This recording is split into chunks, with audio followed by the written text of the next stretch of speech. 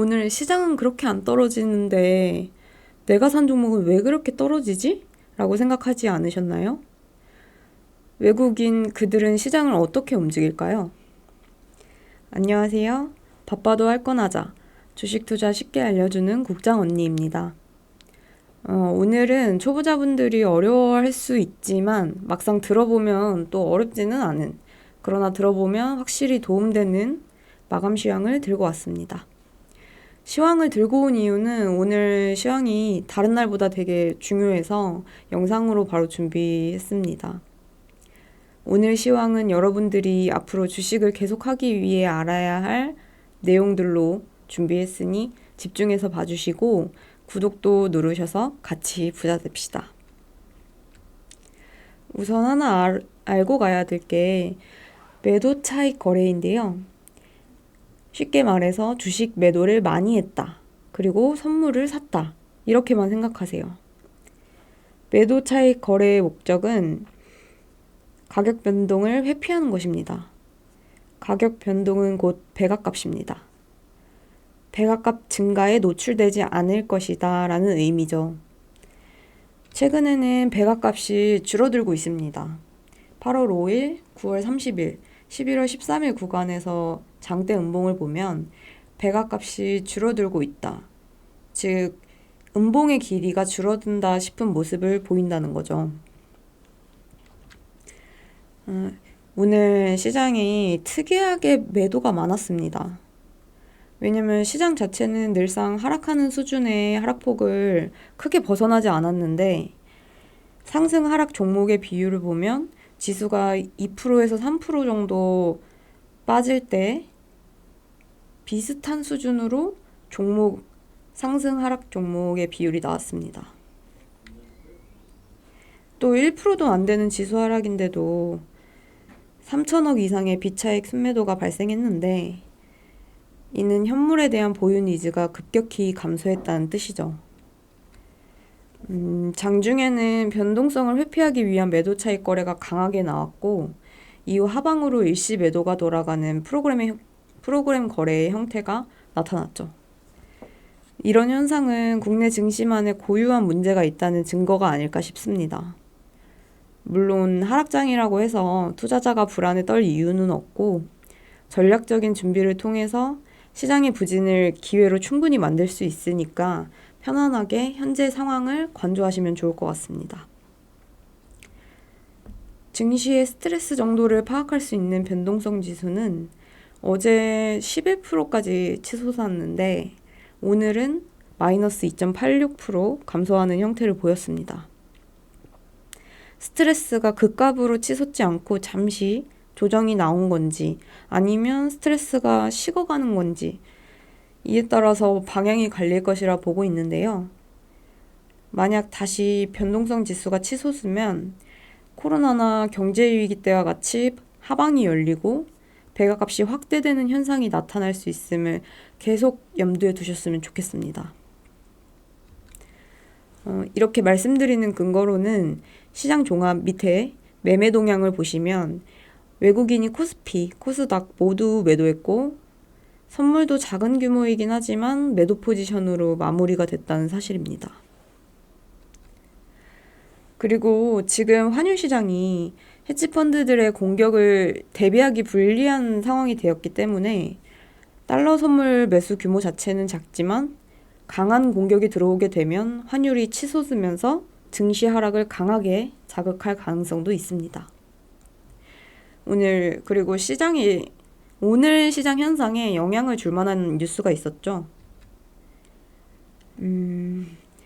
여전히 정치적 확실성이 당분간 지속될 것으로 평가하는 골드만삭스.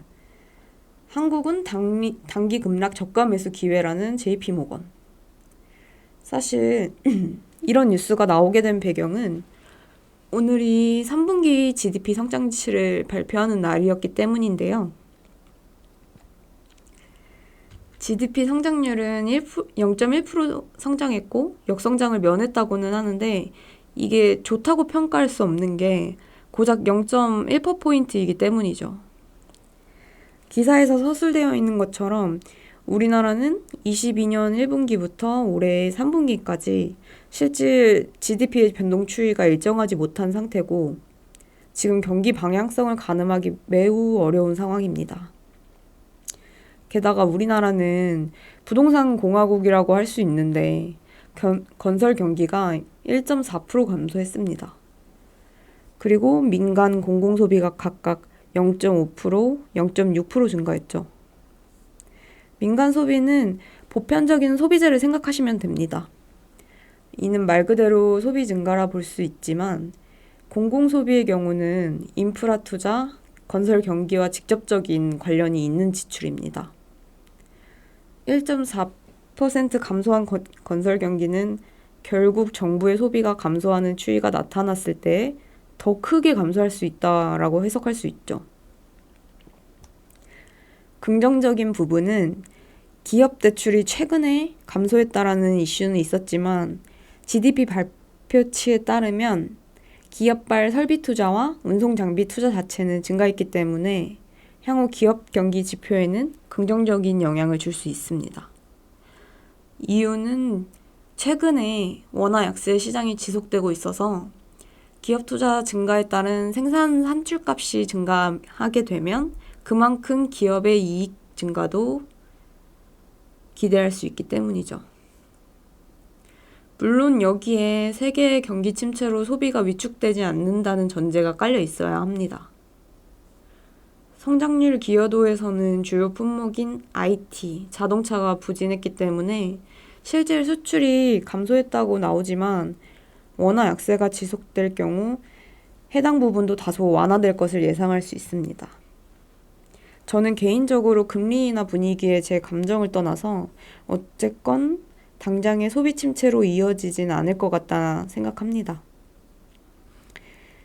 크게 증가한 수치는 아니라 의미를 부여하기는 어렵지만 4.6%로 원화 약세가 장기화될 것으로 보는 제 뷰에선 긍정적이라 할 수 있습니다. 그 다음 증시 외적인 이슈는 비트코인이 가장 큰 화두라고 할 수 있죠. 10만 달러 돌파 소식은 굉장히 상징적이죠. 투자자들을 자극하기에 충분하고 해외도 국내도 비트코인으로 자본이 이동하면서 증시 유동성이 더 감소할 수도 있습니다. 비트코인에 대한 제 생각을 정리해보자면 1년, 2년 단기적으로 봤을 때 비트코인은 무가치하다 생각합니다. 그래서 지금의 광풍은 제게는 별로 흥미를 끌지는 않습니다. 또 저는 현물 비트코인을 보유해서 비축해둘 생각은 지금은 없습니다. 몇 년간은 크게 바뀌진 않을 거예요. 그럼에도 원화, 엔화, 루브라 중 하나만 가지고 있어도 된다. 굳이 달러를 가질 필요가 없다. 하려면 그 통화가 사용되는 국가에서만 활동할 수 있겠죠. 달러화가 왜 의미를 가지고 필요성이 생겼을까 생각해 보시면 전 세계에 통용되는 화폐라는 의미가 크기 때문입니다. 현재 우리는 가상세계, 가상현실을 이야기하고 있고 AI 산업혁명이 일어났고 뉴럴링크 생체칩 이야기가 나오고 있습니다. 그래서 시간을 아주 멀리 더 크게 확장된 공간에서 사고를 해보면 비트코인 자체에도 어떤 가치가 부여될 수 있다고 생각은 합니다.